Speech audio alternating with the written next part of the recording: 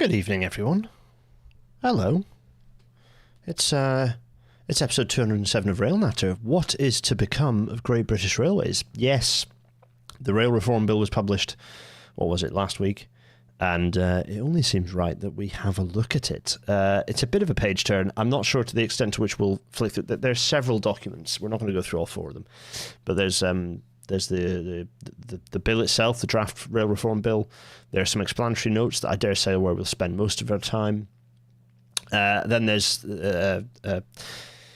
impact assessment document that's accompanying with it, that's accompanied it, which is pretty inadequate, to be honest. But those impact assessment, legal impact assessment documents, are always pretty pathetic. And there's also a devolved authorities type document explaining the extent to which Westminster is treading all over its previous devolution promises. So that should prove to be quite interesting. This week's class shout out is to the class 207. Here it is.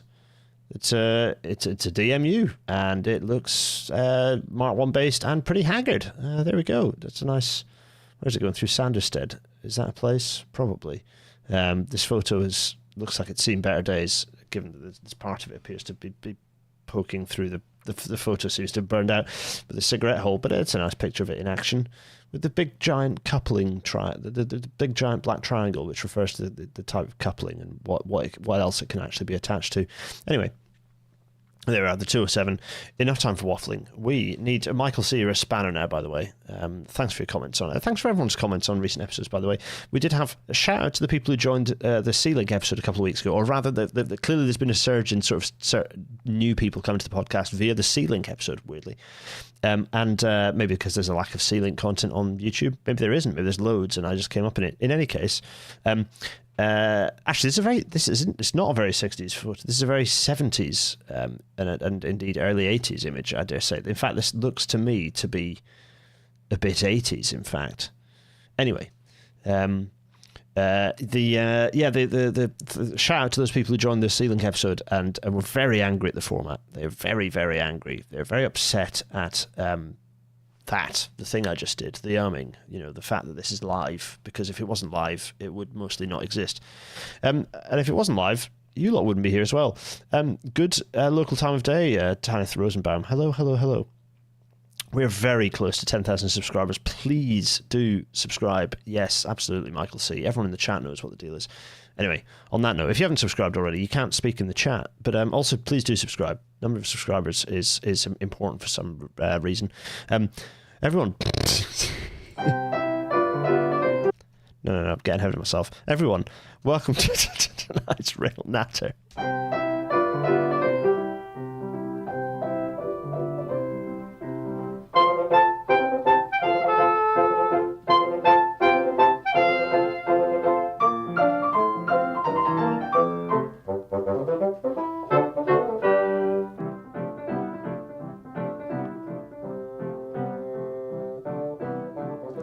As the Intercity 225 fades away. Yeah, we're doing lots of London and Southeast, kind of Network Southeast nostalgia for all the people who, enjoy these various DMUs sneaking this way and that way around south of London. Julian Roberts, for example, last week's tadpoles were my local trains. They replaced steam on the Reading-Tunbridge line in 1964 when I was 10. Hello, Julian. Lovely to have you on board. Right, quick bit of news. We're not going to spend long on this. We're going to try and get the author of this bit of reporting on the episode, but UK SUV sales through the roof. This is not good, folks. Why is it not good? Well, we'll talk about why it's not good in an episode upcoming. But Ralph Palmer's done a really nice job. Ralph Palmer, who is a subscriber, possibly to the show. Not sure, Ralph, if you're listening. Hello, I'm shouting out your research. Ralph dug into UK car sales data from 2023, and good grief, do we have an SUV problem? Why is this a problem? Well, people who've been watching the show for a very long time will know that heavier vehicles require more. It's rocket science. It requires more lithium. Requires to electrify that vehicle fleet. It requires more materials. The embodied carbon of larger vehicles is substantially larger. They're much less safe, so they are heavier. They're much more dangerous for pedestrians and cyclists. And indeed, their safety rating for the people inside the vehicle is not actually that much better. The issue here is that we need to stop the sales of vehicles that match the parameters that put them into this category. It's very straightforward. Road pricing that accounts for tonnage of the mass of the vehicle would also help. So these need to be binned. They need to be got rid of, and also so do the weird micro SUVs and SUV compacts that are coming out. Just get rid of them all. They don't need to exist. They're too large. They don't serve any useful purpose. Estate cars are fine. If you need a big car, get an estate car. But for most people, you just need a regular hatchback. That's fine. Anyway, here we go. Yeah, Bank of England policy is nuts. Shocker. Here's Sophie Flinders from Commonwealth, kind of think tank / charity, who have been. She's been unpacking the big four UK banks' profits and exploring why they've earned 52 billion quid from the Bank of England through tiered reserves policy. Banking policy in the UK is just baffling. It makes no sense. And as a result of this, it's resulted in enormous shareholder payouts to those banks. So it's just direct movement of public money into the private purse, which is great, isn't it? Yeah, marvellous. Anyway, what else? This is an interesting one. Ben Phillips picks this up. This is a bit random. I'm just sliding it in because I think it's an interesting observation. Every now and then in news, I just pick up an interesting observation. But there's also discussion being going on about evidence-based policy. I'm a big advocate of evidence-based policy, but it does not exist in a vacuum. It cannot exist alone. And the evidence-based paradox is authored by Ben Phillips, who's written lots of books or written a lot on how to tackle and reduce inequality. The paradox is that the paradox is that we should be evidence-based. People, this is the evidence-based paradox. There are three things that are true. The first thing that is true is that we should be evidence-based in our approach. Is fine. The second thing is that the evidence for transformational change happening because decision makers are shown evidence is very weak. And therefore, the third thing that has to be true is if we are truly evidence-based, we cannot depend only on evidence sharing as a strategy for change. It's a very useful paradox, this one, because it points out that you need passion, you need campaigning, you need protest, you need to get MPs in a metaphorical headlock and give them a little noogie until they understand that we care about this stuff, and you need to vote out those who don't share your views. It's a very useful tool to explain that evidence alone. We go for evidence, and I'm a big fan of evidence-based kind of advocacy, evidence-based sort of chat on here. I like to get rid of I'm not a fan of kind of commonly held myths and mistruths. I like to punch through with evidence, but also evidence is useless without passion, and without fire, and without activism.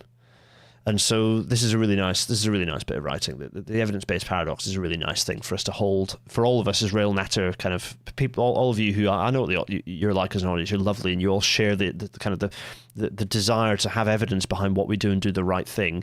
But I think all of you generally probably already understand. This is a nice way to articulate a thing I'm sure all of you understand, which is that alone evidence is useless.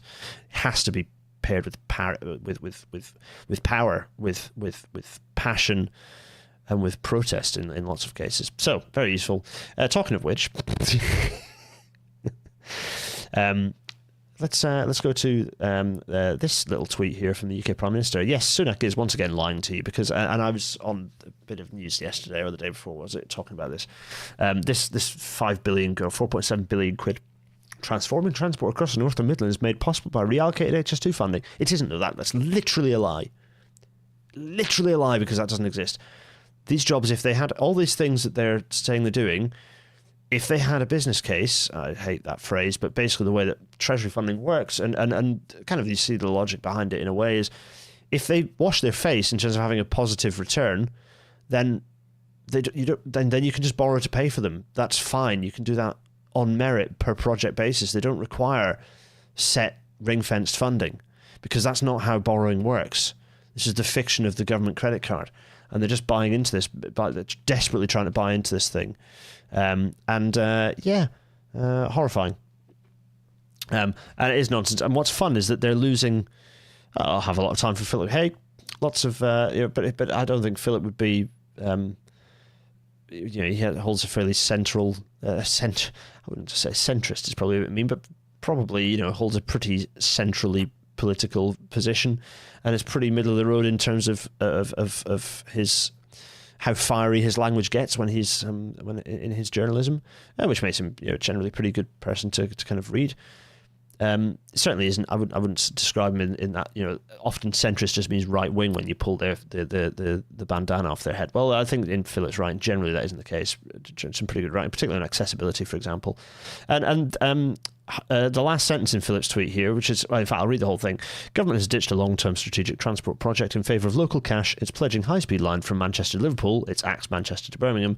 Also promising light rail in West Yorkshire. Hard to believe latest promises after seeing others cut. Yeah, he's just pointing out that all of this is, he doesn't believe any of this bollocks is basically what's being said. And that's generally the case along most of the pundits in the specialised press, although there are a few notable exceptions who are buying it, and vice versa in the national press generally, and it's being lapped up, and indeed in the local press, unfortunately, just being generally lapped up as, oh, isn't this nice? Good. Wrong. Read up, do your due diligence, speak to me, let me shout on BBC Radio Humberside that the Prime Minister's lying, that sort of thing. Let's end on some fun. There are a few questions coming through, which I will go back through and pick up. Tom Silburn, I have seen your question. I'll pick up in a second. Much tunnels turning to mush. The Boring Company's one tunnel under Las Vegas. To ignore the fact this article is called a Hyperloop tunnel. It's not a Hyperloop tunnel, as we all know.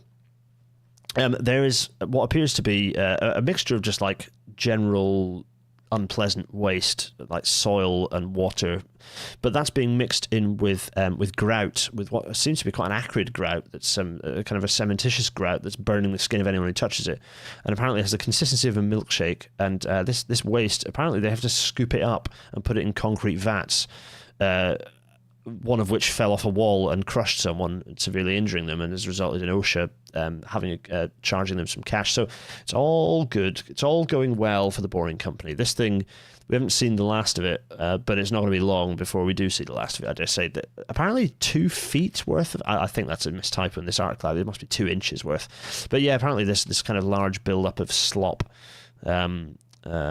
inside this tunnel that's meaning that they have to cease operation, which is hilarious. Anyway, right, that's the news. Let's go to Big Face. Hello, everyone. It's Big Face. It's me. To answer some questions. There have been a few questions coming through. Lots of fun stuff about people being angry about SUVs. Marvellous. Air is saying, my girlfriend got a 15-year-old Citroen C3 and it's bigger on the inside than my parents' compact SUV. 100%. C2, sorry. Citroen C2. Yeah, I can believe it because these SUVs are all, they're so chunky on the outside, but actually the inside, everything's, the shape inside is, having been peering into the inside of cars to find ones that have lots of space in them, I kind of can say this with reasonable authority. We have a Panda, and inside our Panda is as much space as most SUVs you have. Okay, it's narrower, and yes, in terms of the length of the car, it's not the longest vehicle. Let's put it that way. But compared to like quite a lot of kind of mid up to medium-sized SUVs, pretty similar, to be honest. Tom Silburn asked this interesting question. Let's go for it. Okay. Hi Gareth, I heard you say that maglev trains are 4 to 5 times less energy efficient compared to high-speed rail. Is this comparison for a maglev train and a high-speed train of the same speed? It's per passenger, and it's not of the same. It's not of the same speed. It is just per passenger, kind of per kilometer. That figure. But the issue really is that the speed benefits are, there's, bearing in mind there's not a huge difference between the two. It will still be, you'll still be, so for example, the maglev and, the maglev speed record and the conventional steel rail speed record, worth everyone knowing this, there's only 15 kilometers an hour in it. So you can get up to the same speeds as maglev with conventional high-speed rail. It is possible. It's bonkers, but the French have done it. And I dare say the energy consumption of that TGV was a lot less than SC maglev will be at their speeds of 580, 590 kilometers an hour. We've reached 575 kilometers an hour on conventional high-speed rail. That's nearly 600 kilometers an hour. Conventional high-speed rail has reached. Maglev has reached about the same speed for its top. There's 15 kilometers an hour in the record, and I fairly confidently can tell you that the energy consumption of SC maglev will be higher than the train was. So all good fun. Right. let's get on with the show. Let's get rid of my face and let's talk about. In fact, the first thing we're going to do while I go to miniaturize face, the first thing we're going to do is ask what are the key issues the new industry structure needs to fix. We're just getting straight into it. We're talking about the British rail industry and the key issues. This is what the context of the rail reform thing. I could have gone into context to talk. Remind ourselves. In fact, we can go back. I'm going to in fact do this on the fly. Where is Williams Shaps? Where is Williams Shaps? Grant Shaps. Where are you? The plan for rail. Where did it go? How long ago was it? That's Union Connectivity. That's no good. Great British Railways. Episodes 63 and 64. That's what we want to go. Okay, fine. I'm going to get that. I'm going to do this properly, right? Thumbs 63, 64. 63. Why, yes, I am editing this podcast on the fly. 63, 64. Let's get the PowerPoint slides up. Don't laugh. Don't laugh. You lot know what I'm like. There we go. We're going to reduce those slides to... the last thing you want to hear is the critical beep, isn't it? Critical sound. Right, there we are. Do that. 63, that's going up to the middle of the slide deck. That's going up there. Let's now... Oh, my goodness. You love to see it. Distribute horizontally. Align middle. And then, boom. There we go. Right. So, this goes back to episodes 63 and 64. You never knew that, did you? You never noticed that I was going to edit this thing together. Yeah, look, the Williams Shaps plan for... Remember Grant Shaps, our special boy? Oh, marvellous. We miss him. We don't miss him. He's a prick. But he's not as bad as Harper. It's better the devil you know. And great so far under the tenure of ministers. McLaughlin probably the better since Adonis. But then, strange enough, Grayling comes in behind McLaughlin. And then Shaps probably in amongst there. But yeah, no, Harper is the worst by far. Actively hostile. Very unpleasant. Anyway, what am I waffling on about? Yeah, the thing I'm waffling on about is episode 63 and episode 64, we went into the Williams Shaps plan for rail. We spent 2 episodes, probably quite a lot of time, going into the plan for rail. They just call it the plan for rail now. They've got rid of Williams Shaps. And we looked at what the proposals were. There's a proposal of Great British Railways and the proposal of kind of what might happen next overall with the structure. But that, if you remember, that was attempting to still refer to private sector involvement, but it did try to, it was rearranged. It was talking about concessions, and it wasn't as radical as it ought to be.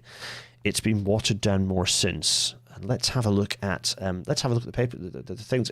But before we do that, so key issues the industry, the new structure needs to fix. Oh dear.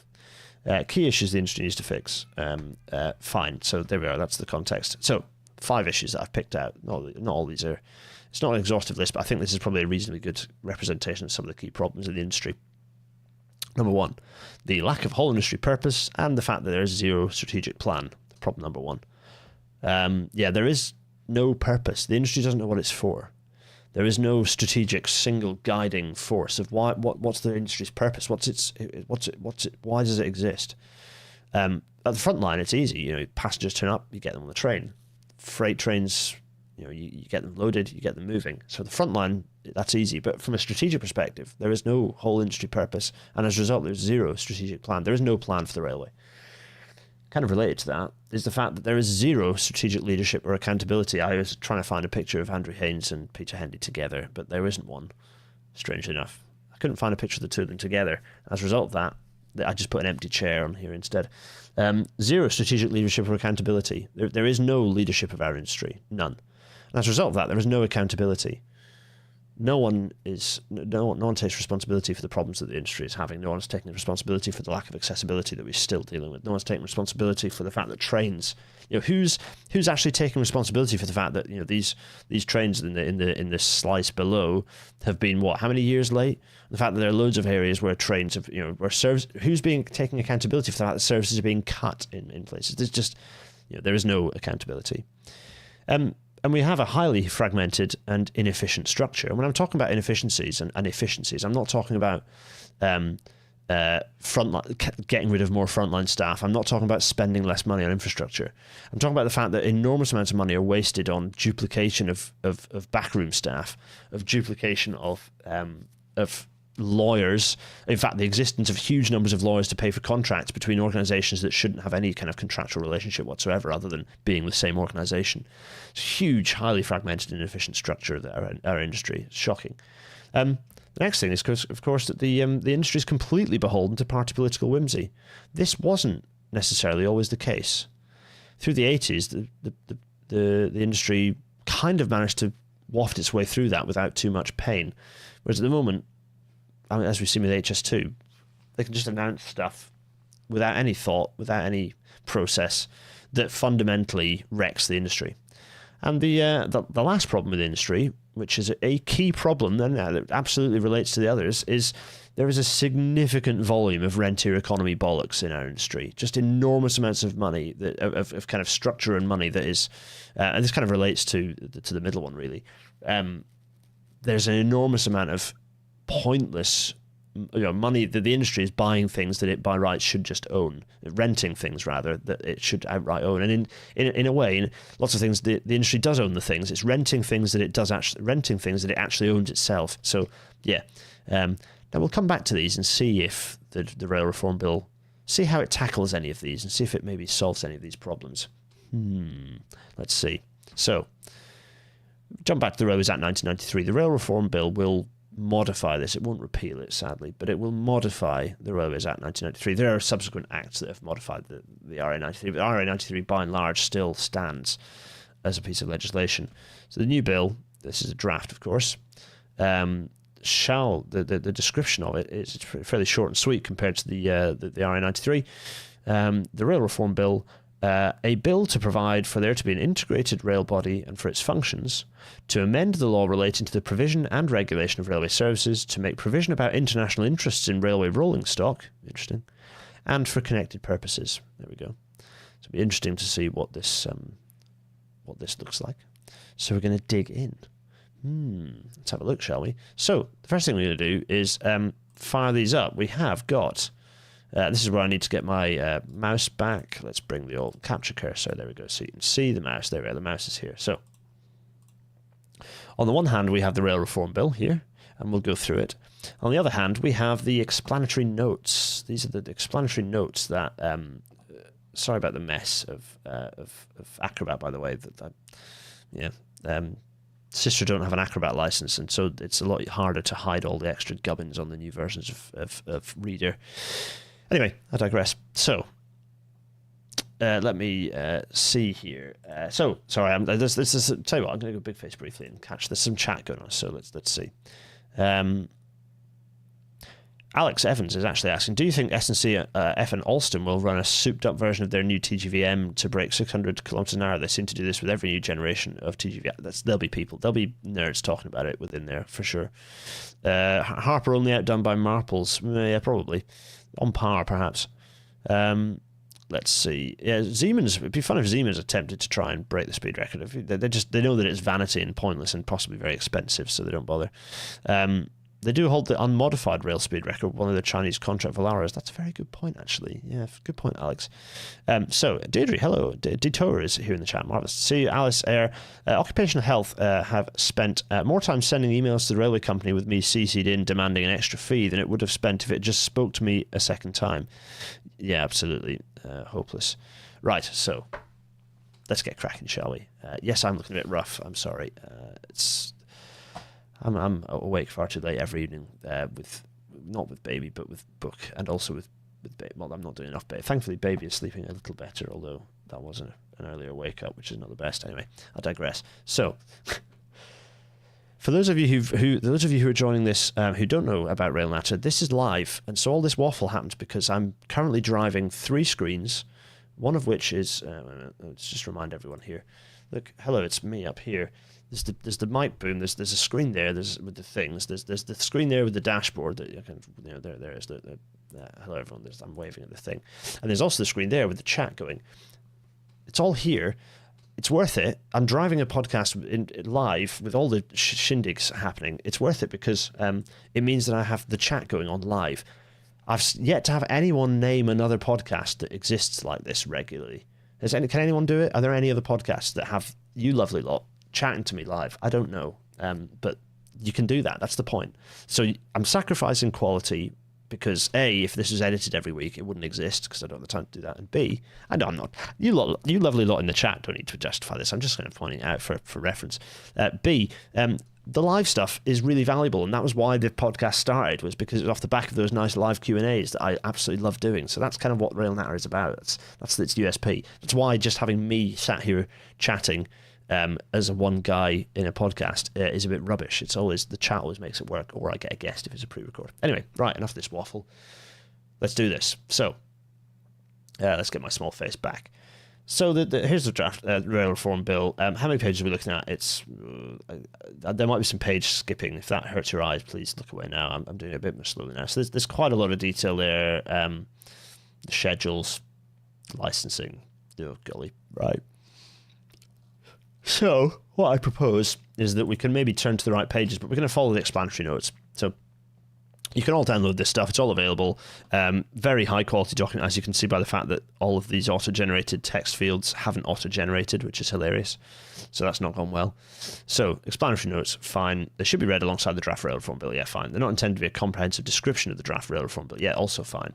But I still think we're going to mostly focus on this document. So overview of the bill. The draft rail reform bill comprises 19 clauses and 3 schedules. Fine. Amend the Railways Act 93, the GLA Act 1999, the Railway Licensing of Railway Undertakings Regulation 2005, and the Railways Access Management Licensing of Railway Undertakings Regulation 2016. Marvellous. So it's all the bits and pieces that represent our current industry legally. It makes the necessary legislative reforms to bring about reform of the rail sector. Okay. Revising the role and functions of the Secretary of State. Interesting, yeah. And enabling the new IRB, this stupid thing that we're going to talk about over and over again, IRB to be established. The bill enables the transfer of some of the franchising authority functions from the Secretary of State to the IRB, some immediate red flag right there, to combine with the infrastructure, because it's like franchising authority functions, it shouldn't exist anymore. There should be no franchising authority. What problem number one? Why is the franchising authority? Someone can write these down, by the way. Why are we retaining a franchising authority? So immediately red flag, like that's a big thing that needs to have been gone. Why is that even being retained? The bill should be getting rid of the franchising authority and replacing it with something new. Let's see if that's legalese, and actually it does exist. But yeah. People are asking why, in fact, Gareth is asking why the Great Land Authority Act 1999 is needed modifying, because it contains, within that are issues that over rail, pertinent issues over the rail industry at writ large, but also influences the way that TfL, that there's a relationship there with TfL as well. We'll come to that, I'm sure. So I wanted to keep this within the hour, so we're going to try and slam through quite a bit of this. Fine, it's obviously relevant for us to overview that. Yeah, okay, fine, or whatever. Critical point also here to the IRB to combine with the infrastructure manager function. So the first non-red flag, the first green flag, they're not getting rid of Network Rail. They're going to adapt Network Rail into the IRB, into the new body. That's good. That is a good thing. I don't know why they put this in square brackets. The reforms enabled by this bill will require provision to allow the Secretary of State to make one or more transfer schemes for the transfer of property rights and liabilities to or from certain specified persons, including an IRB, a proposed IRB, and a former IRB. This provision is subject to ongoing development, and for this reason does not appear in the bill for the purpose of pre-legislative scrutiny. Provision for this will be included should this draft bill be formally introduced in a future parliamentary session. Okay, fine, whatever. Policy background. Following the Williams Rail Review, fine. Led by independent chair Keith Williams, the government published a plan for rail. Notice that Shapps has been completely erased from this. Although what's fun is not quite, because the link includes his name. I'm surprised they didn't delete the name from there. But anyway, no, they're just calling it the plan for rail now. It's not the William Shapps plan for rail. It's just the plan for rail. The proposal set out the rationale for primary legislation. Yada yada yada. Bill brings together primary legislative measures. Yep. Okay. Fine. Required for rail reform, fine. Scale and complexity of the change being made, right, the draft bill undergoes pre-legislative scrutiny. Okay, yeah. Excuses for why it's coming out as draft. The exception set out in the following paragraph, the extent of the rail reform bill is limited to Great Britain as transport is devolved matter in Northern Ireland. It's also devolved matter in Scotland and Wales. So what do they say? The devolved administrations in Scotland and Wales have a range of devolved powers in relation to rail, which concern the procurement of rail passenger services, funding infrastructure, and the ownership of devolved infrastructure. The IRB will need to work together with the Scottish and Welsh governments to deliver a coordinated rail network across Great Britain. There's a bit of a red flag already. You see the intent of like, yeah, we want it coordinated, yes, but also it's like you watch your territory, sunshine. Fine. The bill also seeks to give the Secretary of State for Transport the legal power to implement the Cape Town Convention in relation to rail vehicles. No idea. Someone is going to have to tell me what that is.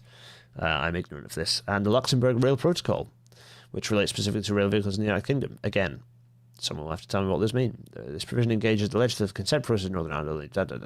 Fine, right, let's get stuck in. Chapter 1. Chapter 1. The Integrated Rail Body. Yeah, right, here we go. So, fine. We're going to skip the policy background, I think, on these because NRail is Network Rail. That's the company that owns Network Rail Infrastructure Limited. That's kind of the holding company, but it's Network Rail. So this is the kind of key point. It's notice that they're not mentioning Great British Railways yet. Will they at all? Possibly not. Fan from Rail, white paper envisages that an IRB will be established as a strategic decision-making body for railways in Great Britain. The IRB will be responsible for exercising the functions of both the franchising authority and... Right. It's the government's intention that Network Rail will be designated as the IRB. New franchise strategic functions that the IRB is to undertake will be transferred to this company. So that's that. It's Network Rail. So there we go. Network Rail's current license will be revoked and replaced by a new license issued under Section 8 by the Secretary. Okay, whatever. There's lots of stuff that I'll just skip over this because some people might find it interesting, but I don't think it's pertinent. So the new body will be created as both the franchising authority and infrastructure manager for the rail network. Okay. Again, they're retaining the fact that this is why you need to bin the Railways Act 1993, repeal it and replace it, because it retains this whole franchising nonsense, which is just firstly, a system has collapsed. It does not currently function. They are currently basically concessions. So calling them franchises is a euphemism. And it had been a euphemism for a while even before that, because the contracts were so stringent and complex that there was no, there never was, but there particularly was no commercial flexibility in them anyway. So the idea of calling them franchises is a bit of a legal euphemism. So fine. The creation of IRB, lovely. Business plan. Right, 4B. New Section 1 places an obligation on the IRB to produce and publish an integrated business plan which includes all activities for which they will be responsible. This includes, but is not limited to, the management of the operation, maintenance and renewal of existing rail infrastructure enhancement activity as authorised by the Secretary of State. There's a bit of a red flag. They should maybe be left to their own devices on that front, anyway. And passenger services. Section 4B also allows the IRB to revise the integrated business plan and requires that each revision is published. So, business plan. The fact that this is being... I presume this is their general strategic plan, but the fact that it's being called a business plan is a red flag as well. Section 4B also contains a requirement for the IRB to have regard to how its activities will impact businesses in the private sector. Here's the first of a million mentions of the word private sector, by the way, when preparing or revising its business plan. The integrated business plan will provide the Office of Rail and Road with a tool for monitoring the IRB's activities against its outputs agreed alongside and during the existing... Again, Office of Rail and Road doesn't really need to exist if you set the structure of the industry up properly, because a complex, heavy-handed regulator only needs to exist when there are lots of individual organisations that require regulating. If you have a single rail body, then it can regulate itself. That's possible. It's fine to have that. But okay, so the ORR continues to exist. And there's some subtleties and nuances within that. You keep the RAIB separate, for example. Right, so overall aim is the amendment to secure in legislation an integrated business plan, which is an expression of the IRB as the strategic decision-making body for the railways. So yes, that the fact they've written that down shows that is a broad intention that the IRB will exist to that extent. Fine, good. The publication of the plan will require the IRB to be transparent about its activities and provide greater certainty for industry. Okay, again, greater certainty for industry, that's good. Annual report on private sector involvement. Here's some of the joke nonsense. And it's hard to tell, I don't know, is it?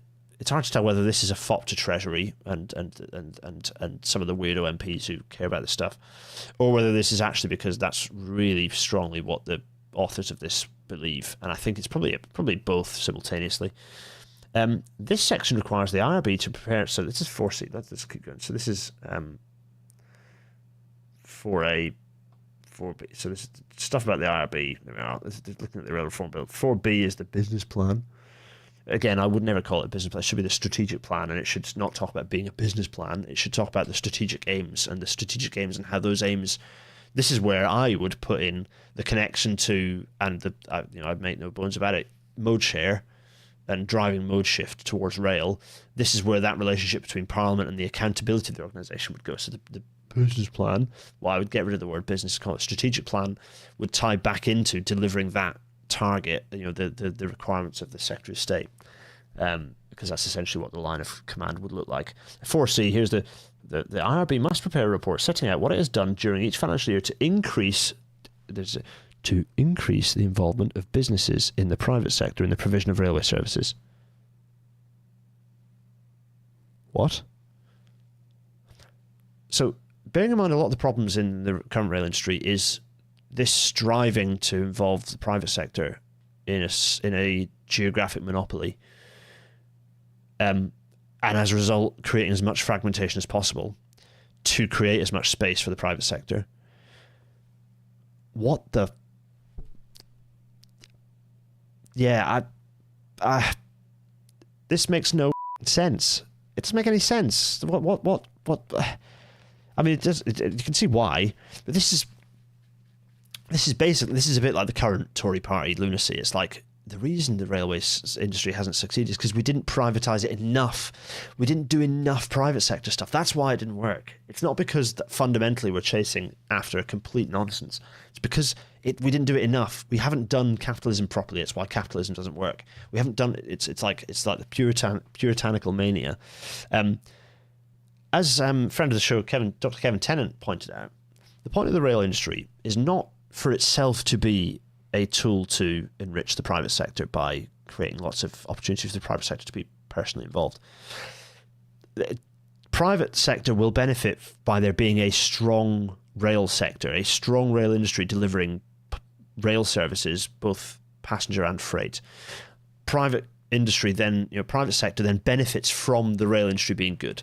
So you get the rail industry right, and the private sector benefits. It's not that the rail industry should be smashed to bits and given to lots of private sector organisations, and that's how the private sector benefits. It's completely upside down. So this is completely bonkers.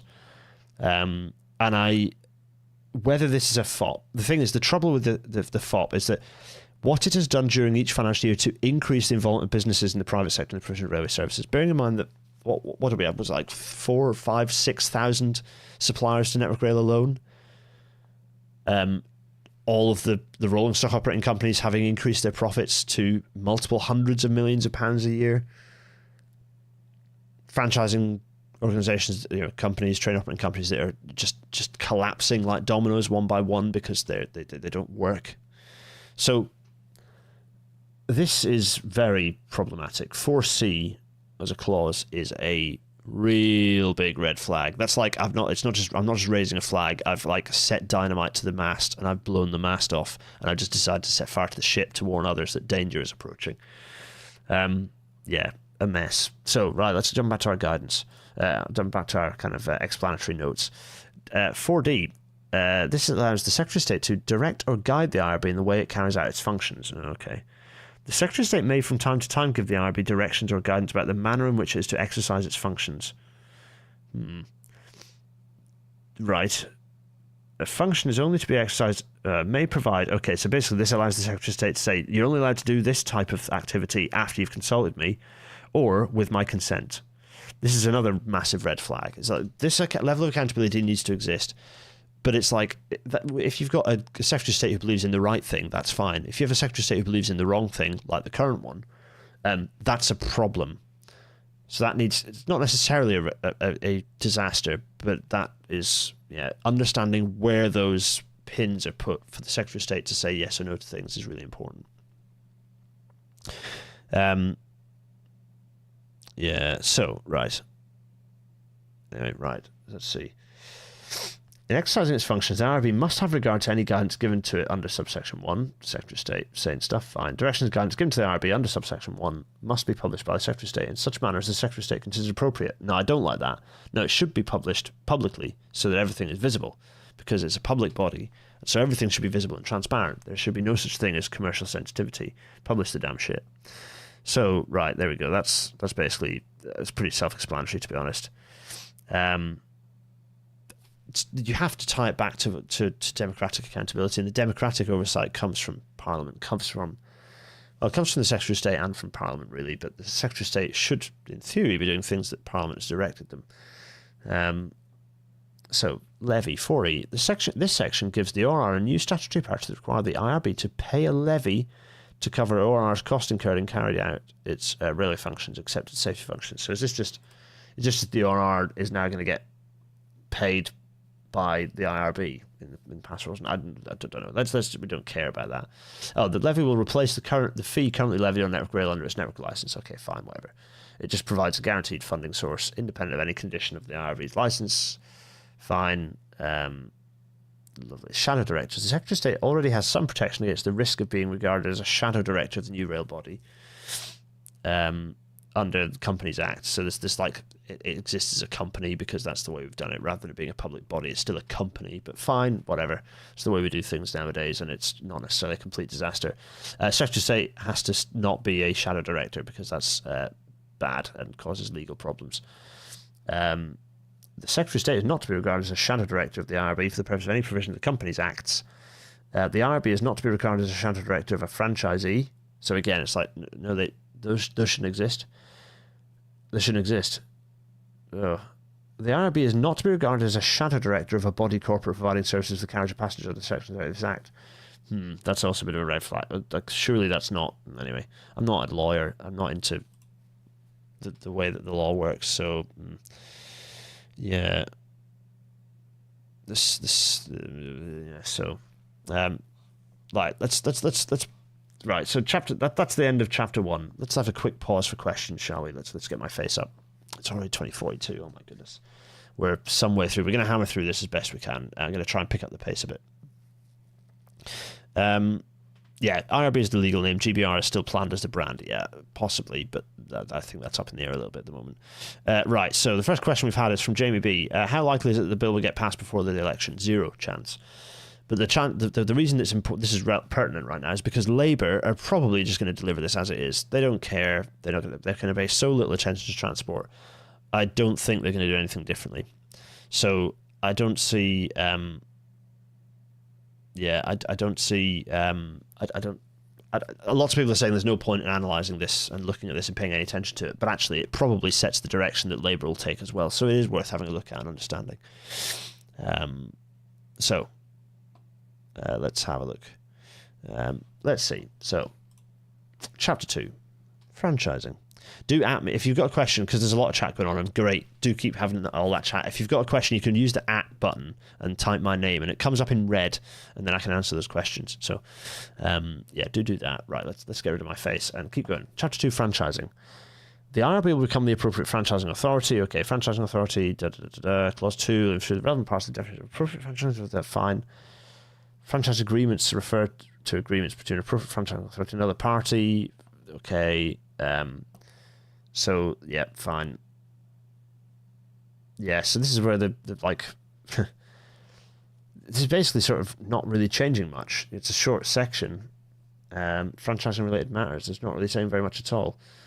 It's just altering... It's just kind of tweaking to say that the IRB becomes a franchising authority. That's very depressing. There's a large section on the Office of Rail and Road. Yeah, okay. Section 4 of the Railways Act describes the general duties of the Secretary of State and ORR. Requires the ORR to exercise its functions in a manner that promotes competition in rail services for the benefit of users. Clause 4 amends this duty to require the regulator to balance the promotion of competition with the consideration of the cost to public funds and providing passenger services. Okay. I mean, that's to some extent beneficial, but, okay.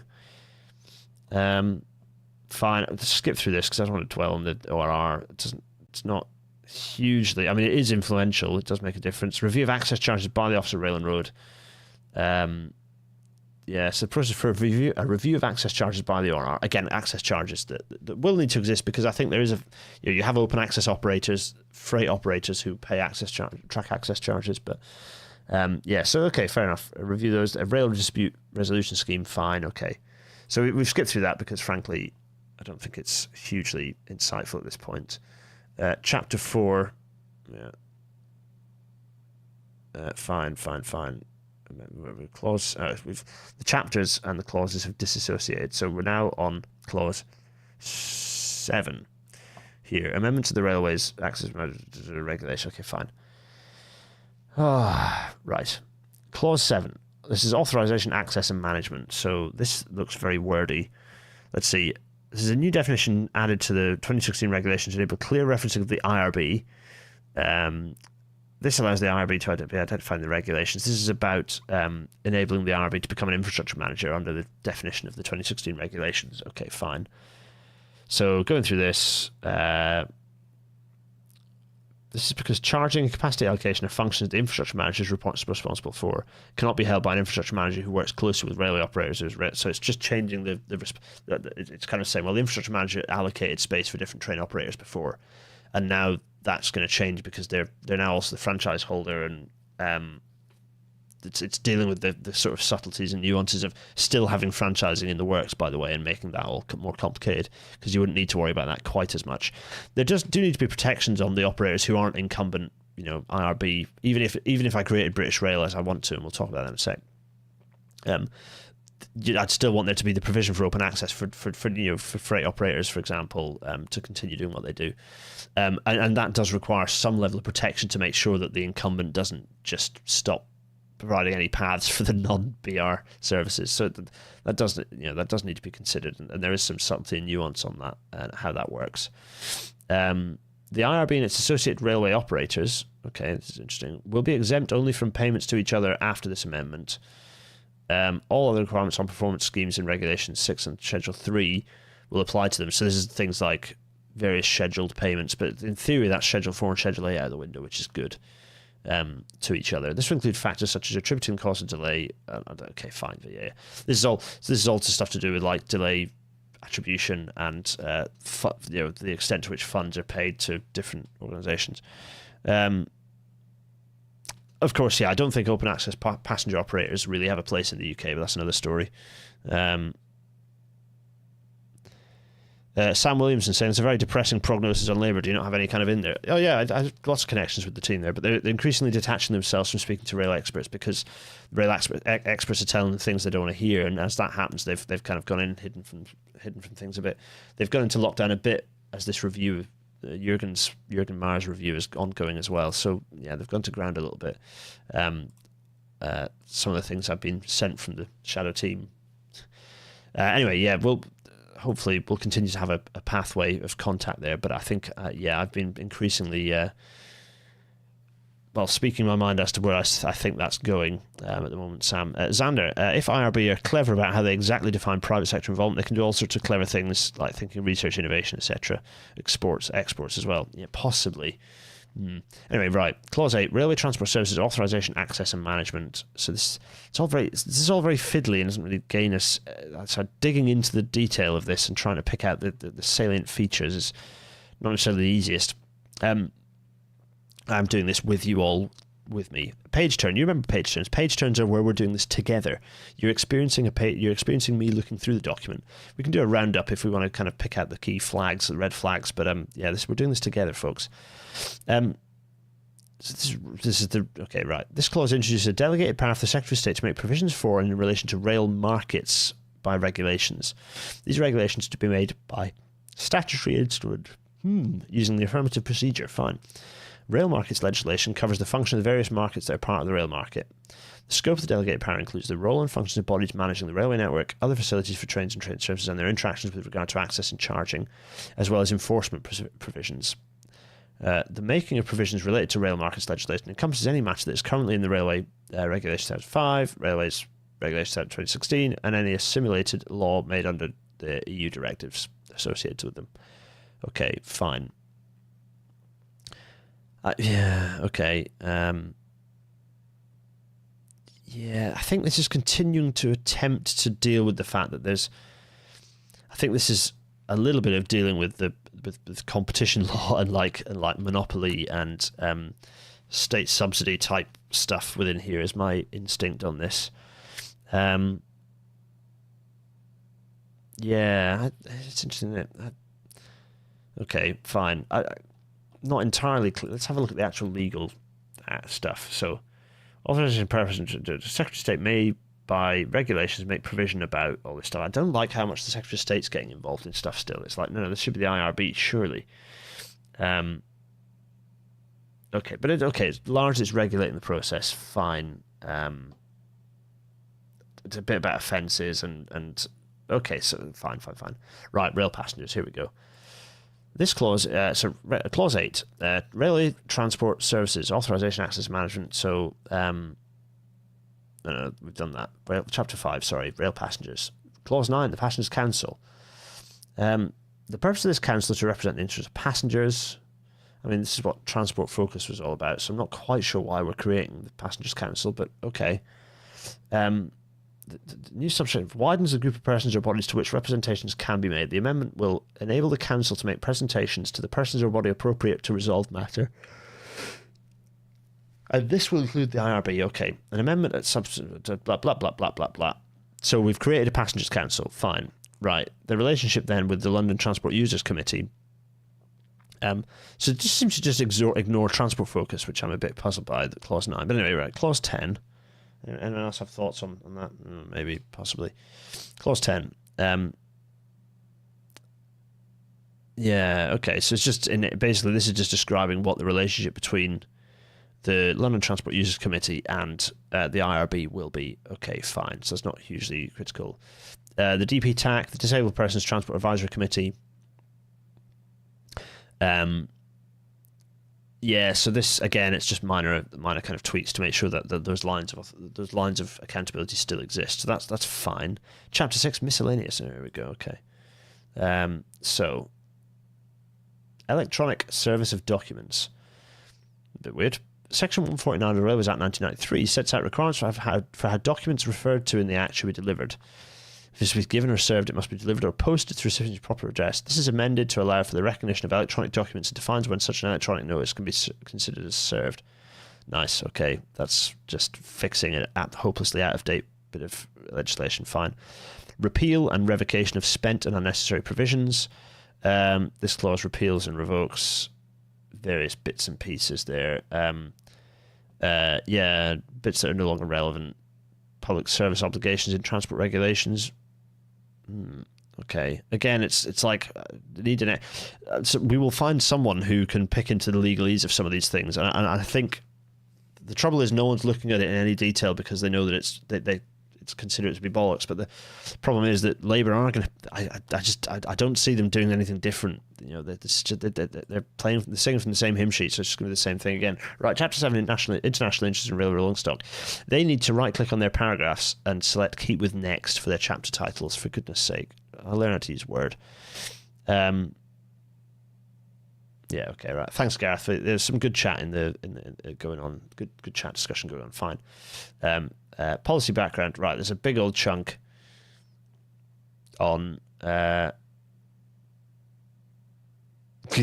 Oh, this is a nice sentence. Let's read this. The UK signed the Luxembourg Rail Protocol to the 2001 Cape Town Convention on International Interests in Mobile Equipment in 2016. I wonder if this is an electromagnetic compatibility thing. But due to the loss of the powers under the European Communities Act 1972 following the UK's departure from the European Union, and subsequently due to pressures on parliamentary time, wink wink, has not as yet been able to implement and ratify the protocol. Marvellous. There are 4 protocols under the convention concerning different types of mobile equipment: rolling stock, aircraft, space, and mining assets. Currently, only the aircraft equipment protocol is in force internationally. The problem which the protocol seeks to address is the significant level of risk associated with finance. Financing rolling stock, given the limited means by which lessors of rolling stock can recover debts. Oh, here we go. So this is just all a load of nonsense about fake wooden dollars on financing rolling stock. Is this basically the law creating space for rolling stock to be financed, even though it's actually it's profitable, but only if it's basically contrived for government to pay to just cover the risk? Yeah, suspiciously like that. I'm gonna skip through that.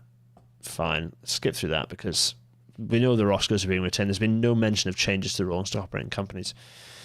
Hopeless. Right, fine. Final provisions. Is that the last bit? Policy clause 16. Right. Clause 16 allows the Secretary of State to make consequential changes as are necessary in order to bring the reforms anticipated by the bill into effect. Blah, blah, blah, fine. This power permits the amendment or revocation of primary legislation, meaning it is a Henry VIII power. Hooray! Britain's so stupid that we actually legally can refer to stuff that happened in the 1500s. Nonsense country. Absolute nonsense joke country. As such, it is subject to the affirmative resolution procedure insofar as the amendments relate to primary legislation, but subject to the negative... Blah, blah, blah. What a country we live in. Anyway. Clause 17, extent. Yeah, we know about that. That's fine. Clause 18, commencement. So it's saying that should give a date when this... No, it's just saying when it'll come into passing. Yeah, okay, fine. Short title. The Act may be cited as the Rail Reform Act 2024. Okay.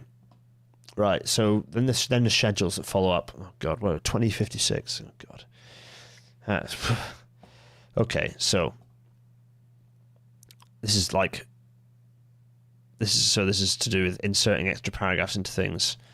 Only the Secretary of State can grant a license to the IRB. Only the Secretary of State can agree to terminate the IRB's network license. Fine. I don't see why that would... Like, the IRB should just be a thing. It shouldn't be something that you cancel one IRB and create a new one. That's not the situation. This is... I mean, the reason I get nervous about it is, are they making space for the IRB itself to be a private body? Is that really what they're doing? I hope not. I don't think so, but anyway. No, I don't think they are, because it's being done through Network Rail, and the amount of pain that it would cause them to... I mean, they've been wanting to divvy off Network Rail back into the private sector for a while. A lot of people have. It was one of Shapps' hopes, but it could never make it stick. So, okay, fine. Paragraph 7 inserts new subsection 7A to remove the ability of the IR to refer matters to the Competition and Markets Authority for the purpose of directly modifying the IRB licence without consultation. The Secretary of State will be the authority on whether the terms of the IRB licence are in the public interest and will be able to directly amend the IRB licence. The CMA's separate supervisory role is no longer necessary. The ONR will retain the ability to refer matters to the CMA for other licence holders. Okay, fine. This is a little bit about the fact that the Competition and Markets Authority are naturally going to not get this is not going to map well onto their remit because of the way that competition will work or won't work. I mean, to be fair, it hasn't been working yet anyway.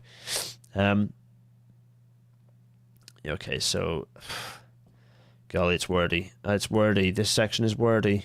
So there's loads of stuff just picking up what's being changed within here. So there's amending bits and pieces with Secretary of State with IRB. Well, that's interesting. Track access charge. Oh, God, this just reminds me how much of a mess the Railways Act 1993 is. It's just, yeah.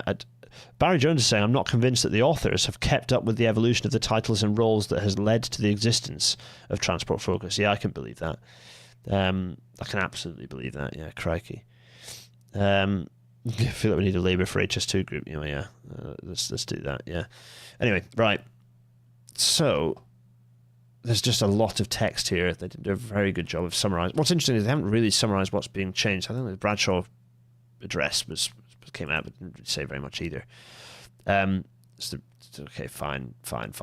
Continuing to... This is the problem with not shredding the RA 1993, and this indicates how much of a mess RA 1993 was, because it's all of this stuff is like interrelationships that don't need... A lot of it doesn't need to exist. A lot of it's so contrived.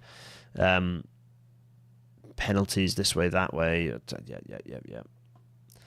Oh my God, it's the Railways Heritage Act, 1996. Anyway. This bill will insert the IRB and any company wholly owned by the IRB to this list. Okay, fine. Section 135 of the Railways Act 1993 relates to concessionary travel for railway staff and provides that the Secretary of State and Scottish Ministers can promote provision of staff concessionary travel to enter into agreements. Okay, fine. Basically, that'll go to the IRB. Fine. Network Rail are already getting discount, which is good. That should have happened ages ago, for God's sake.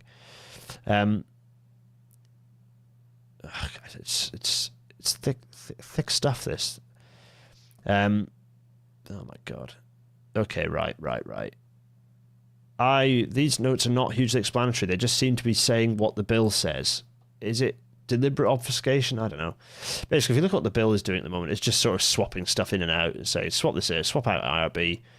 You know what? The bill is probably clearer here than the bloody notes. So let's just look at this. So transfer schemes where services provided by operator of last resort. Let's see what happens here then. No, not clear. Yeah, so it's sort of saying assets being transferred. Yeah, transfer schemes where so the operator of last resort is going to be transferred into the IRB is what this appears to say. I believe. Anyone can shout at me for that if I'm incorrect. Section 13 railway functions of passenger transport executive is amended as follows. So this is just substituting IRB in for Secretary of State, which is kind of good. That does seem like the IRB is pulling in some more, like is actually taking on some authority here, which is good. Okay, there's some more devolved stuff. Let's pull this back here and see if we can follow it again. Come on, stick. Come on, notes. You're not doing a good job, notes, to my mind. Let's see. Lots of discussions of, from the national to period. What?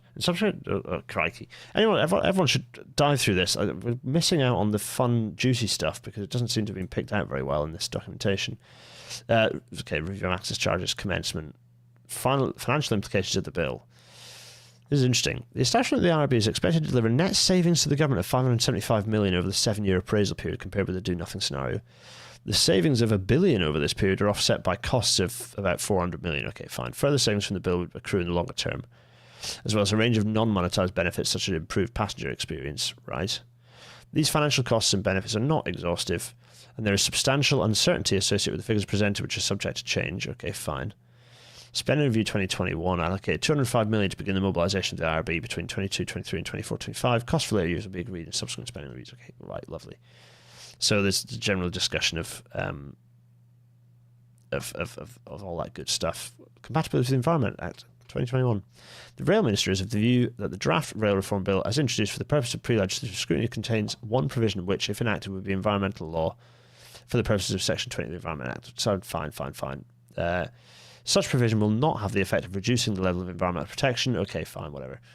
The plan for rail, which we know is nonsense. The legislation consultation, fine. Okay, lovely. There we are. So that's all of what we've learned. Territorial extent is captured in a little table. Then it goes into the... Yeah. In the opinion of the UK government in respect of all provisions of the bill, except clause 15, the subject matter of the bill is not within the legislative competence of any of the devolved administrations because provisions relate to reserved subject matters under Schedule 5 of the Scotland Act 98 and Schedule 7A of the Government of Wales Act 2006. So all of this waffle I'm giving you is indicating, firstly, how much of a mess Railways Act 1993 is. Secondly, the scale of unpicking. Also, we can laugh at the amount of auto-generated blocks that are going on. Auto-generated, published by Authority of Auto-generated. Good work. Very good work. Definitely high quality bit of thought going into this. Let's sack all this off and open this up and see if we can learn anything from the Delegated Powers Memorandum. The answer, I'm afraid, is no, not particularly. There's not a huge amount that we can learn here. And this is the bit I wanted to pick out from the impact assessment, which is the accessibility impact assessment outcome, which, if I'm going to zoom in here. Right, so most railway stations in Great Britain were designed during the Victorian era. That's not really true anymore in most cases. Lots of them have been rebuilt. So, meaning that despite recent efforts to improve accessibility or build new stations to accessible design standards, a lot of the railway estate remains below accessible standards. I mean, yeah, that's true. An urgent need to improve how accessibility is delivered on the railway is acknowledged in the plan for rail. Yes, we didn't mention level boarding, which identified accessibility, the need for passengers to access the network as easy as possible, as one of 9 core passenger needs. Fine. The establishment of the IRB as a strategic decision-making body of the rail industry will provide it with considerable power over the planning and management of the railways. Yes. It is therefore necessary to ensure the appropriate legal and policy framework exists to ensure that it has the correct incentives to enable the accessibility ambition as set out in the plan for rail. The policy objectives are to stimulate positive changes in the current culture surrounding accessibility. That's a very important one. Good. Drastically improve the way accessibility is administered across the network. Okay. 3, lead to an improved passenger offer. Fine. Good. So it's saying that this should be good. And to an extent, I agree that this change is a positive one. How prepared by the Royal Office of Auto Generate? Please tell me that's actually what it said. That's brilliant if it is. Let me whiz in and just double check. I'd love it if it was. Please tell me that's what it said. Order by to prevent of permanently copyright. Yeah, sadly not quite that good, which is a shame. So that's that. So with all that said, let's think about what this means for the structure of the industry, because let's go back to our episode 190 structure, which was the current structure and the future structure. I need to make Wacom. Let's get the Wacom out for this because it's time to scribble. It's time to scribble, and it's also time for me to make my pen go away again. There we are. So if you remember back, everyone, this is the current industry structure. Yeah, this is the current industry structure. And this was my idealized industry structure with BR at the top. So let's, for the sake of argument, look at what the difference is between the current industry structures, current and proposed, or rather, sorry, perfect. I'm going to put this in inverted commas because there's no such thing. But the perfect, see what the difference between the two is. So this is the current one. This is the current one. Now let's just say this is 2024, and this is and let's see what the future one. So this is going to be kind of the IRB is here, and you can call it what you want, IRB, but that's going to be the IRB, and it is going to be a direct transfer of Network Rail, which is good. That's actually a good thing. I'm glad they've done that. That makes sense. Rather than creating a new organization that you have to start from scratch, it makes sense to start with Network Rail as it is. It's fun. In terms of thinning out suppliers, this is a big no, because they want to increase the number of. They've added a stupid and pointless clause to increase the number of private suppliers involved. So this is a big no. In terms of reducing the number of franchise operators, absolutely nothing in there about reducing the number of franchise operators. Nothing at all in there. It's very unclear. Now, is that because they intend to actually just bring everything under the IRB, or is it because they are actually, or is it because they intend everything to kind of stay as it is?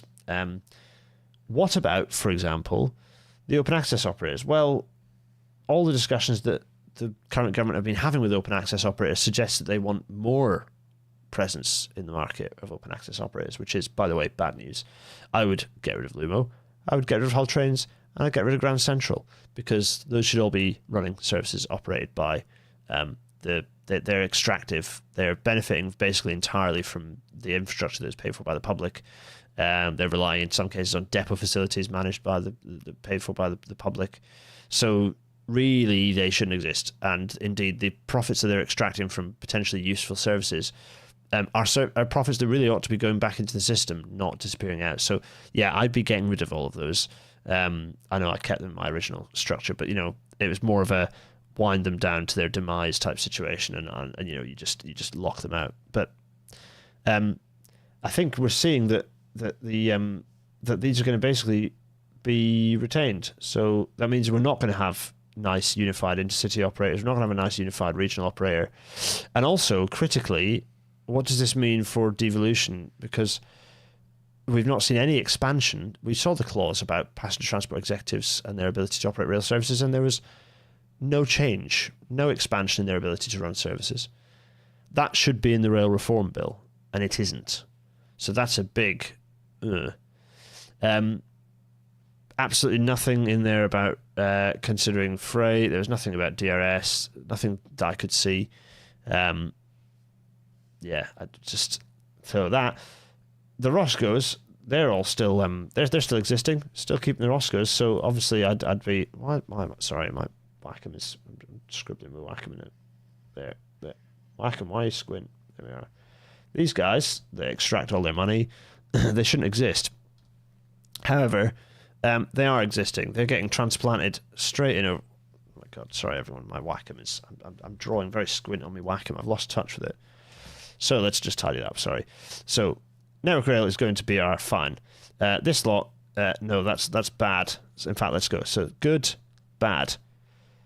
Devolved relationship, not sure. franchises and devolves off operation, bad. Open access, they want more of it, so that's bad. Freight, no idea exactly what that means for freight, really. Doesn't seem like there's much change. Arguably, maybe the changes are going to be helpful for freight, I'm not sure. The Roscoes are being retained, so that's bad, more of them. In terms of this lot, the ORR is being retained, the RSSB is staying exactly as it is, Ukraine is not being touched. Weirdly, the government's still talking to the RTG as if they have a role, which is very scary because they really shouldn't have a role, and the Rail Ombudsman is still going to exist. So, no bad, lots of different organisations that should just be one. So, overall, what's that one? I'm giving it a score of 1, 2, 3, 4, 5, 6, 7, 8. I'm giving it a score of 1 out of 8. Is my verdict on the rail reform bill. The key question is, what will it do about any of this? I think let's change my pen to white for a moment, actually, just to make this a bit clearer. We're nearly there, folks. We're 21:11. We're not doing too badly. So yeah, the Tories do not want devolution. Yeah, that's true. I mean, it's a funny one because they're the ones who've presided over the most devolution in terms of city region devolution, but arguably under duress. Lack of whole industry purpose and strategic plan. Has this been fixed? Well, there's still no there's absolutely no industry purpose. That still continues to be there isn't one. Oh my god, my pen. I'm so sorry, folks. There we are. Nope, there is no whole industry purpose. And there's a business plan, but there's zero strategic plan. Will they be able to? Will the IRB be able to create this? Possibly, but without a purpose, without a whole industry purpose, which there was an opportunity for that to be thought about in this. Then question mark. Leadership or accountability. It depends. I think yes, because there will be this organisation will become the lead organisation for the whole industry. So I think this actually is a positive. Accountability is a bit of a question mark because, yes, if you've got leadership, there should be accountability. But there's a lot of involvement in the Secretary of State, which muddies the waters on what accountability looks like. So possibly. So if I'm going to go through and score these, I'm going to go with, give this one a cross, give this one a tick. The highly fragmented, inefficient structure, they want to make that worse. So this is a big cross. There seems to be there doesn't seem to be any drive to actual vertical integration. They still want to have it retained. Franchising to be retained as is, basically. So, and they want more private sector involved. So that's a big no. So that's a big cross on that one. Completely hold to part of political whimsy. There's a lot of Secretary of State involvement. And there has to be Secretary of State involvement because that's how you have the democratic will of this country being enacted. It remains to be seen that having strategic leadership could help remove this, because at the moment there is no main leader of the industry. I mean, where the hell is Andrew Haynes, and where the hell is Peter Hendy? Some comedy beeping there, but I'm sorry, Peter Hendy. Just where the hell have you been, Hendy? Just keeping your head down while everything gets shredded. Not good enough. Not good enough, my chum. I'm sorry. Very, very disappointing. I know you listen to this sometimes. I know that you care about the industry, but where have you been? It's being shredded. What have you been doing to protect it? You could have stepped down. You could have done all sorts. The backroom discussions to say, no, do give us give us this, give us that, is not good enough to say, well, I've been doing this in the background. It needs to be you have a demoralised workforce that needed to see you needed to see someone visible having their back. And whether it's in the calls, whether it's on internal calls or whether it's publicly, at no point have people within Network Rail or within other parts of the industry felt like you've had their back. It's true for Haynes, it's true for Hendy. Very, very disappointing. Will having one single controller, one single leader of the industry help this? Remains to be seen. I'm going to favourably give it a question mark. Tanith Rosenbaum is saying, I thought the whole industry purpose is to transport stuff and people, kind of by definition. Yeah, but how much stuff and people? Less or more than now? That's where the question comes in. Whatever people think of brands, at least you put a public face to Virgin Rail. Yeah, it's a fair point, Ben. It's a fair point, Ben. Ben Rattigan there making a point. Yeah, I mean, for better or worse. I mean, very much a pastime, but yeah. And the rentier economy bollocks, well, no. If you're having more private sector input, then this is only going to get worse. So that's a big no. So let's see. So we've got across, a tick, across, and across. So this is a 1 out of 5. Here is the score for this one. So we're not doing too well at the moment, I would say. Oh, Richard Moody.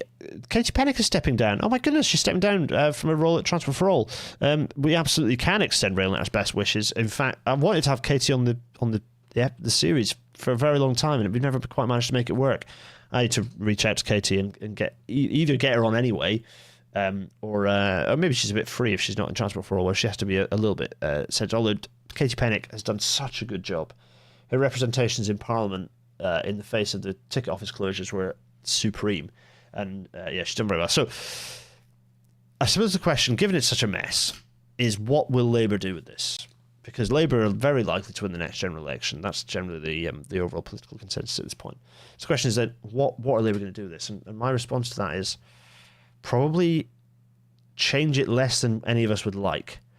I have a suspicion that Labour will actually continue to move the rail reform bill through Parliament. The worst thing they can do, in fairness, is get rid of it, because at least something is moving through Parliament. This is it's better than nothing happening. There's so much the rail reform bill should have in it.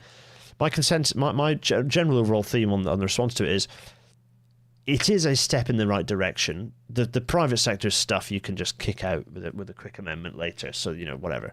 And actually, that can be challenged. It's draft, so that bit can be challenged as completely ridiculous, and maybe it'll get watered down. I would hope so. But maybe not, because Labour and the Tories are basically in lockstep over private sector involvement and stuff anyway, so fab. So, what will Labour do with this? Well, the worst thing they can do is chuck it out. The best thing they can do is submit substantial... the best thing they can do is submit their own counter bill in the immediate aftermath of the general election. But what they'll probably do is submit some alterations to the bill and then push it through. That's my suspicion as to what will happen. They're still promising to renationalise franchises as they come up for renewal, but which is a real get out of jail free card, and it's a complete cop out. I don't know. They're intending to publish. I'm hoping they're going to publish their plans at some point. We'll see what their manifesto says. It's kind of what it comes down to, right? The point at which I can have I really want to have a long discussion with each of the prospective, or rather with each of the secretaries of state and their opposite numbers or spokespeople for each party that isn't a psychopath party. I want to see what they're going to be saying. I have no interest in speaking to the Tories, but I will speak to the Greens. I will speak to Labour. I will speak to the Lib Dems, because why not? I will speak to what other parties are there out there. That pretty much covers it. Now the SNP. I will speak to the SNP. See what they're saying on transport. And I really would love to have an interview with each of them in advance of the general election, because I think that'd be very interesting. Anyway, it does depend how much power Starmer gives Louise, or indeed if Louise stays in place. We've got to hope, don't we? We've got to have some hope. And anyway, we'll talk about hope in a moment. For now, though,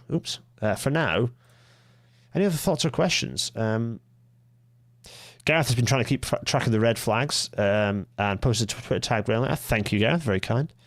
Richard Moody already read your point about Katie Pennick. A shout out to Katie, very much. Very good. Gareth's asking why I have Caledonian Sleeper services separate but not Croatia Riviera. Good point. I don't really remember why. It was maybe a branding thing, and kind of like that. You're right. Actually, the sleepers should be brought into Intercity, actually, and it might be that they're then ScotRail has some input into it, but actually I can imagine that it makes some sense to have the Caledonian Sleeper as a joint run thing between BR Intercity and ScotRail.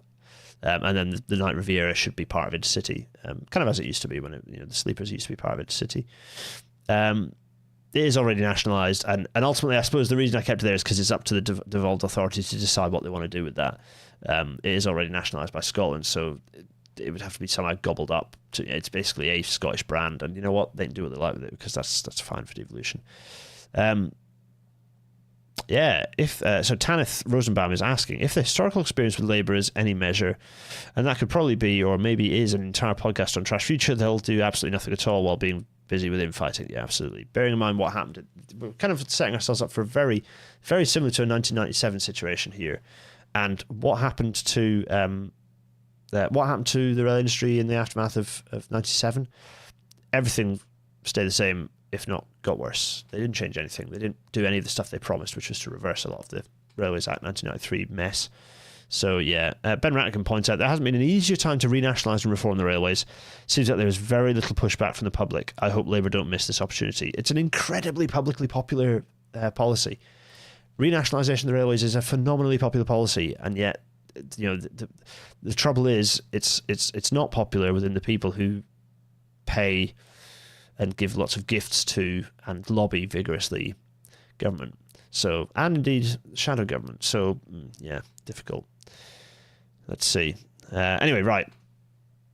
As ever, everyone, I don't know how this worked in audio-only format, because there's a lot of me doing high-speed reading voice, which might not have been that useful, but I shall say that it's a pleasure to have you along listening. Thank you for doing so. Please drop a review if you listen, rate the podcast or whatever you do in your various podcasting platforms. It helps. It's nice. It's good. We have recently exceeded, we well blasted through 100,000 downloads, which is cool. And that was a while back, wasn't it? And anyway, some stuff gets sent to me from Podbean excitedly. Anyway, right, I'm waffling. Sorry. Patreon.com/Gareth Ennis for supporting this waffle to continue, and us to have this interactive discussion every Wednesday, or most Wednesdays. Gareth Dennis.co/merch for the merchandise, paypal.me/Gareth Dennis for loose change and reviews, and GarethDennis.co/Discord, GarethDennis.co.uk/Discord for the chat to continue ad infinitum. It's interesting to see, it's interesting to continue seeing the chat. There's always some good chat going on, always a pleasure to see that the conversations continuing. As they do in the Discord server. I've not been in there much recently because I've been very busy with things, but as an Engineer Plays series picks back up, as it will, it certainly will in April, possibly before, but very definitely it will in April start picking back up again, and it'll pick up some good momentum as well. Then I'm sure that the chat will start getting involved in there as well. On YouTube, I don't know how many subscribers I have. I'll tell you what, let's quickly go to YouTube. Let's go to my YouTube studio. And there's good fun live stuff that happens in YouTube Studio. Go to my analytics, have a look at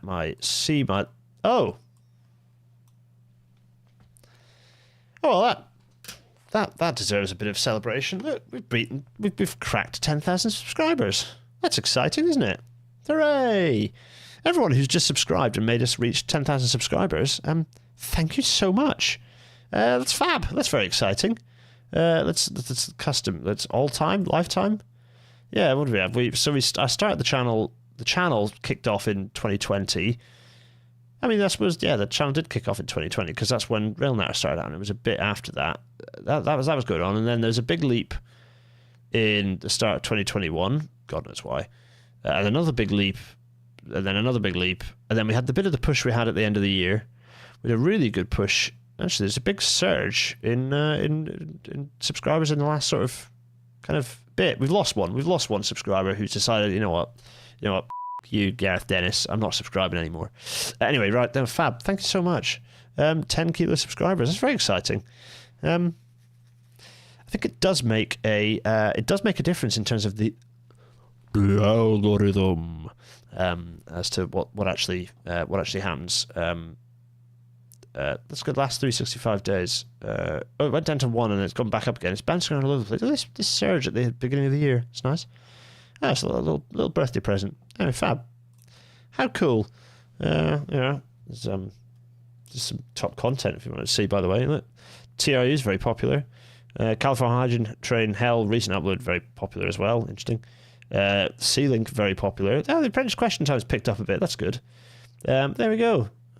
This a hint as to some of the popular episodes. Ross's episode still very popular. Ireland episode popular. Constructive feedback on that episode notwithstanding. Also, Ross's other episode continues to be quite popular, which is fun. There we go. That's the top content over the last year. Very, very fun. Anyway, right, let's get rid of that. So, well, that was exciting. You've witnessed it. Pretty much spot on. Lovely. Detour is putting a YouTube button in the thing. That's exciting. Yeah, when am I going to get my shall I make myself a wooden plaque? That'll be fun. No, my birthday was ages ago, but I was meaning the surge happened around that point. And I'm waffling horribly, and this episode is now going on because of my waffle. Next week is it's something a bit different. It's probably quite a bit shorter an episode. I'll not spoil it, but it's just something going to be slightly different, mostly because it's a pre-record. But I talked about reasons to be cheerful. Well, next week I'll be asking and hopefully answering the question: is there any reason to be cheerful about the future? Everyone who's listening to this who is a Patreon supporter, by the way, episode 209, for various reasons, as you might realise if you look at the calendar, you're all invited to be in that episode. So I need to remember how we did it last time. I think it was Google Hangouts. So episode 209 will be something rather special for calendar-based anniversary reasons. So Discord server and Patreon people do pay attention in the Patreon producers channel, because I'll be going, does everyone remember how we did that? And come join. Anyway, right.